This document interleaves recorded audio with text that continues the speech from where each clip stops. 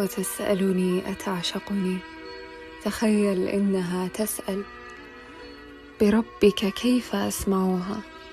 ألا من نفسها تخجل؟ ألم تقرأ بأشعاري بأني قتيلها الأول، وأني دون عينيها ضياع ضائع أعزل؟ ألم تلمح بكف الشمس مكتوبا لها مرسل؟ ألم تلمح بعرض البحر ديوانا بها منزل؟ يغازلها بلون السحر يرسم وجهها الأجمل، ويغمرها بعطر الضوء يسكرها.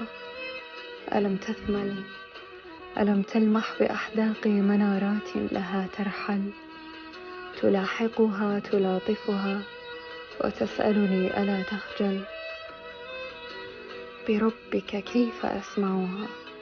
وماذا يا ترى أفعل؟ أأرحل في محبتها وأترك عقلها يسأل؟